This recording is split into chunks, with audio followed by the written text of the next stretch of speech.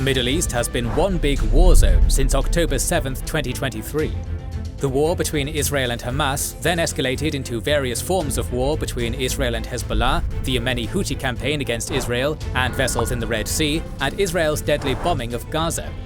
Then, of course, there was the restart of the civil war in Syria, ending in a complete rebel victory, which was not directly linked to the situation in Gaza, but had a major impact on Iran's ability to project its power into the Middle East, support its allies, and threaten Israel. All of these escalations put Israel and Iran, two longtime enemies, on a collision course. Today we're going to talk about the brief but consequential 12 days of war between Iran and Israel.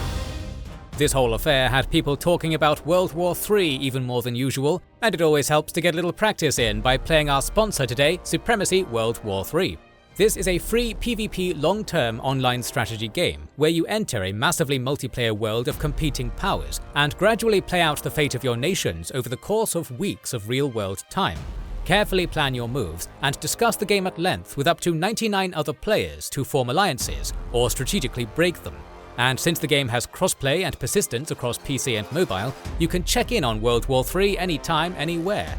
You'll also research new technologies, deploy hundreds of unit types from airborne infantry to nuclear submarines, manage the economy and morale of your home front, and you can even play in a post-nuclear setting to add rebuilding the world to your challenges. There are more units to unlock as you complete more games, but you can also skip ahead by clicking our link in the description, which will let new players get the premium elite battle tank for free if you use it within 30 days. The game's free as well, so jump into a match of Supremacy World War III on PC or mobile today, link in the description. You are probably aware of the hostilities in the Middle East over the past 2 years, if you have been following the news. And if you have a basic understanding of geopolitics, you know that Iran and Israel are not fond of each other, to put it mildly. Still, we need to explain why Iran and Israel are like sworn enemies now, and how these recent hostilities in the Middle East have made things even worse. Israel used to have good relations with Iran during the reign of the Pahlavi dynasty, but the new theocratic regime, which came to power in 1979, completely transformed the foreign policy of Iran. An important component of this transformation was how, almost overnight, Iran stopped any diplomatic relations with Israel, which became one of the main enemies of the new theocratic regime in Iran. Since then, Iran's religious and political leaders have regularly called for and promised the destruction of Israel, or the Zionist entity as they like to call it. Although the geographic distance between the two countries made a direct confrontation between them unlikely, both searched for avenues to harm one another. Iran started supporting anti-Israeli forces like Hamas, Palestinian Islamic Jihad, Hezbollah and Houthis with weapons, funding and training. This eventually turned into a loose coalition under the Iranian leadership, also known as the Axis of Resistance. Particularly, Hamas and Hezbollah, supported by Iran, have been at war with Israel for decades. And this sometimes simmering, sometimes flaming conflict has been a problem and a drain of resources for Israel for decades. On the other hand, Israel has not been sitting idly either, particularly after Iran's nuclear program was exposed in the early 2000s. While the US, the EU, Britain, Russia and China engaged in talks with Iran to persuade them against building a nuclear weapon, Israel chose covert operations to damage Iran's nuclear program. In the late 2000s, a malware called Stuxnet, jointly developed by Israel and the United States, infiltrated Iran's nuclear infrastructure and inflicted damage to the Natanz nuclear facility, setting back Iran's nuclear enrichment by several months. Israel then assassinated at least 5 high-ranking nuclear scientists of Iran in the early 2010s, along with orchestrating explosions in Iran's nuclear facilities. Since much of Iran's nuclear program and its progress have been shrouded in secrecy, we don't know how advanced it was. However, the latest report from the International Atomic Energy Agency, dated May 2025, sheds some light on this. According to the Associated Press article on this report, as of May 2025, Iran had 408.6 kilograms of uranium, enriched up to 60%. Earlier in February, this figure was estimated to be at 274.8 kilograms, so there has been a dramatic increase in the enriched uranium stockpiles of Iran. This report also notes that approximately 42 kilograms of 60% enriched uranium is theoretically sufficient to make a nuclear bomb. Back in 2023, the Atomic Agency chief, Rafael Grossi, stated that, "One thing is true, they have amassed enough nuclear material for several nuclear weapons, not one at this point. And Iran could make nuclear weapons if they chose to do so. The 2025 report reiterated this, as did the US intelligence assessment, stating that Iran has undertaken activities that better position it to produce a nuclear device if it chooses to do so. Iran has vehemently denied that it is preparing to build nuclear weapons, while insisting on its right to develop a peaceful nuclear program. Meanwhile, the Institute for Science and International Security insists that Iran has no civilian use or justification for its production of 60% enriched uranium, implying that Tehran's nuclear program's recent activities, specifically the increase of the quantity of 60% enriched uranium, indicates that they may be preparing for building nuclear weapons. Western governments reiterate this sentiment. For obvious reasons, Israel sees Iran getting nuclear weapons as an existential threat to its security. After all, Iranian leaders have called for the dismantling of Israel on numerous occasions. Hence, the strategy of preventing Tehran from getting nuclear weapons is not just the policy of the Netanyahu government, but a political consensus in Israel. And all the tensions between Israel and Iran in the aftermath of October 7, 2023, only strengthened this position in Israel. Iran continued supporting Hamas, Hezbollah, and Houthis to force Israel to fight on several fronts, with the bulk of support coming through Syria, which Bashar al-Assad still ruled. Even though Israel eventually largely defeated Hamas through a brutal destruction of Gaza, and Hezbollah after decapitating the organization, while Syria left Tehran's axis after the rebel victory in the civil war, Iran still managed to inflict some damage and indirect damage on Israel after October 7th. By early 2024, the proxy war between the sides was turning into a direct confrontation. In January 2024, Israel killed Iranian General Sadegh Amidzadeh and several Iranian officials after bombing a building in Damascus. On April 1, 2024, Israel bombed Iran's embassy in Syria, killing the commander of the Islamic Revolutionary Guard Corps Quds Force, Mohammad Reza Zahedi. 2 weeks later, Iran launched a major airstrike on Israel with 170 drones, 30 cruise missiles, and 120 ballistic missiles, according to the Israeli command. Although the Israeli air defense shot down the vast majority of Iranian drones and missiles with the support of American, British, French, and Jordanian jets, the significance of the attack prompted a response by Israel. Israel targeted air defense infrastructure near the Natanz nuclear facility and some of Iran's missile infrastructure, but overall opted for a limited strike to avoid further escalation at the time. But in July, Israel conducted another targeted assassination, this time of the Hamas leader Ismail Haniyeh, who was in Tehran at the time.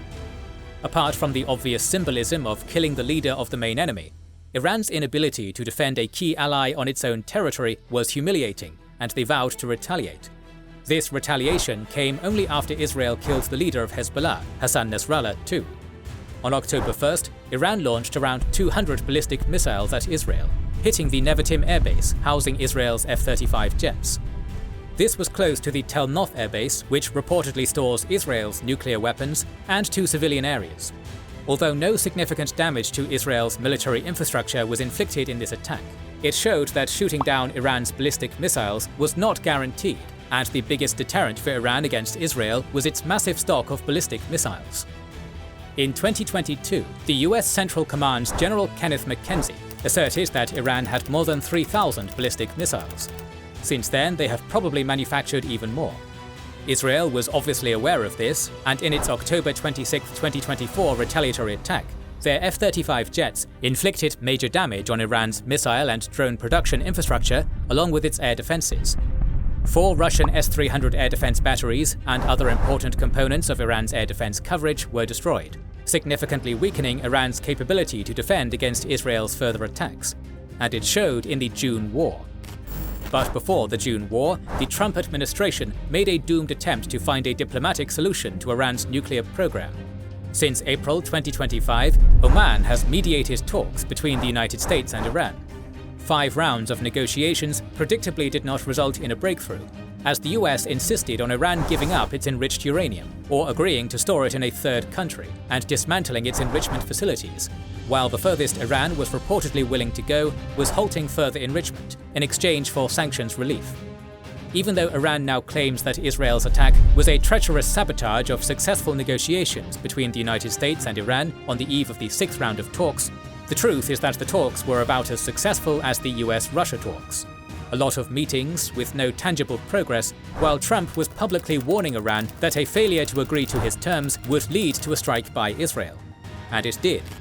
In the early hours of June 13, 2025, the Israeli Air Force launched several waves of airstrikes, with their state-of-the-art F-35 jets having free reign over the Iranian skies. The October 26th airstrikes had already significantly weakened Iran's air defenses. According to Israeli sources, the final crippling blow to the Iranian air defenses was achieved on the day of the attack, as Israeli intelligence special operations officers, who reportedly established a hidden drone base near Tehran, used their drones to disable other air defense assets of Iran. As a result, the initial Israeli strike was devastating. The scale of degradation of Iran's air defenses was so high that the Israeli Air Force managed to refuel in the air without fear of being detected by the Iranians. They ensured complete air dominance on the first day of the war. The Israeli Air Force reportedly targeted over 100 strategic sites, including the Natanz Nuclear Enrichment Facility, Isfahan Nuclear Technology Center, the underground Fordow Nuclear Enrichment Plant, and related infrastructure, Iran's ballistic missile launchers and missile depots in Kermanshah, Tabriz, Isfahan, Tehran, and other regions, Tabriz Airbase and Madani Airport, along with killing key figures of the Iranian military and its nuclear program.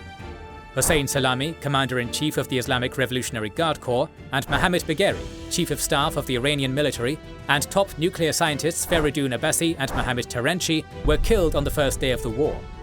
Iran had to retaliate strongly to save face and re-establish some degree of deterrence.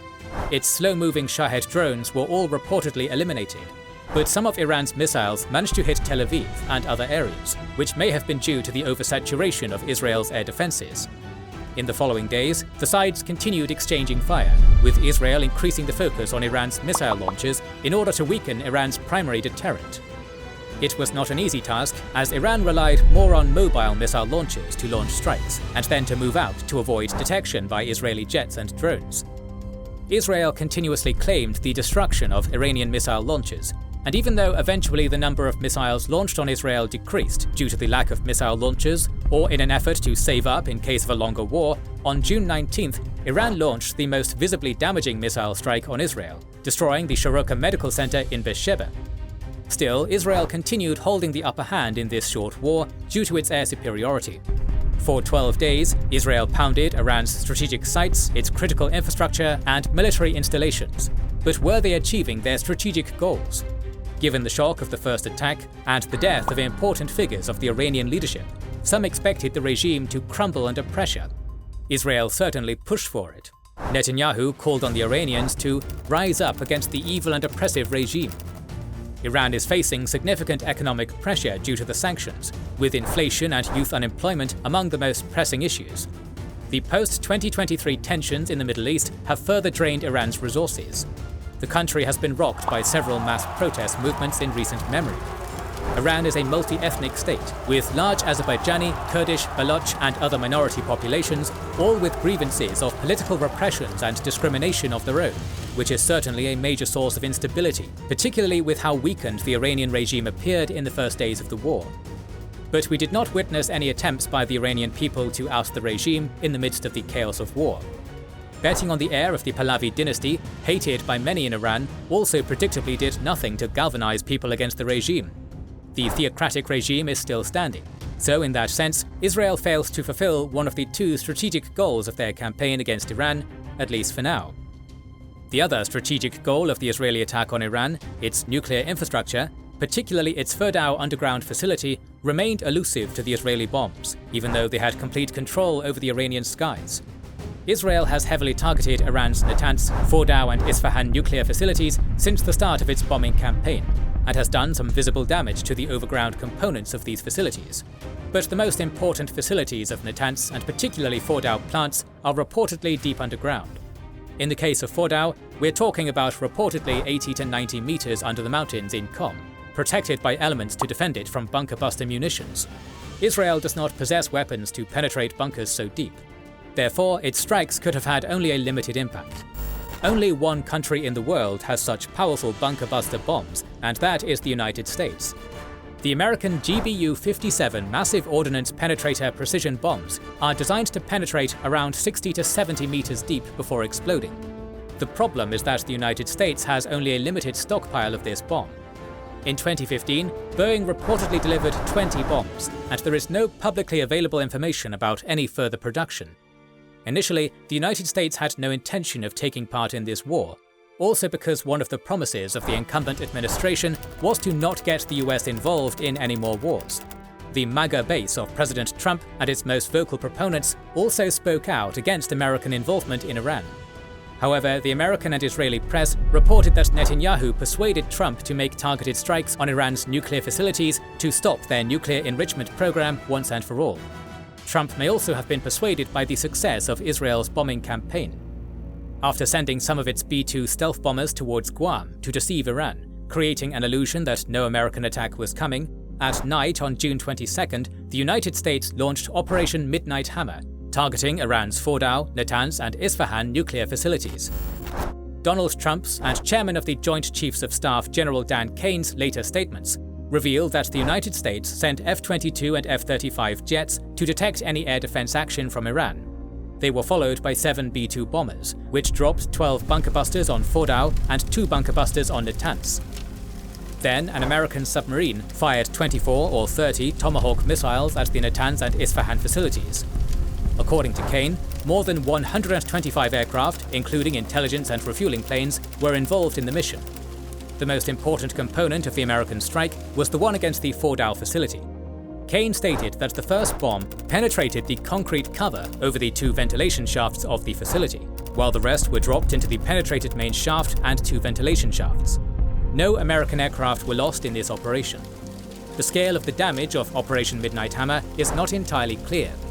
Trump claimed that Iran's key nuclear enrichment facilities have been completely and totally obliterated. Kane stated that Iran's nuclear infrastructure was severely damaged. A leak from the Pentagon claimed that the operation set back Iran's nuclear program by only a few months. But the American and Israeli officials continued insisting that the Natanz, Fordow, and Isfahan nuclear facilities were severely damaged and would require years to rebuild. Could Iran have transported its enriched uranium to some other secret locations? Nobody knows, but experts and officials from all sides argue that this may be the case.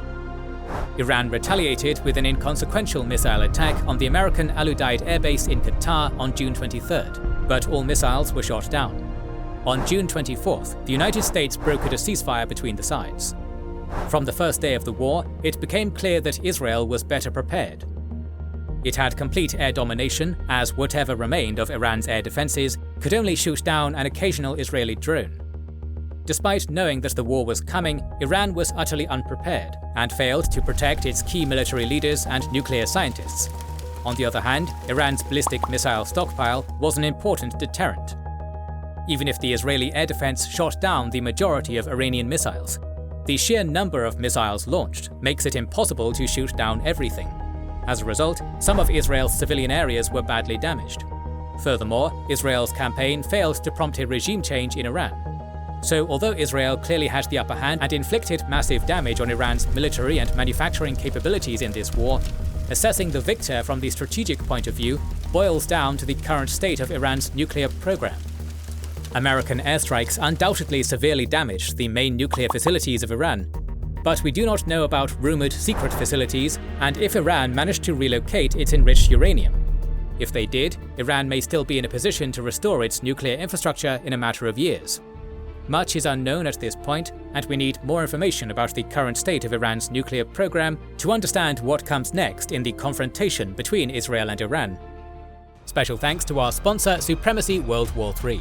Join in on this free PvP massively multiplayer global war, with modern units and real diplomacy steering days and weeks of conflict and conquest. Start with the Elite Battle Tank unlocked for free if you use our link in the description within the next 30 days. We're going to talk about the conflict in the Middle East more in the coming weeks, so make sure you are subscribed and have pressed the bell button to see it. Please consider liking, subscribing, commenting and sharing, it helps immensely. Our patrons and YouTube members can watch more than 200 exclusive videos. Join their ranks via the link in the description or by pressing the join button under the video to watch these weekly videos, learn about our schedule, get early access to our videos, access our private Discord, and much more. This is the Kings and Generals channel, and we will catch you on the next one.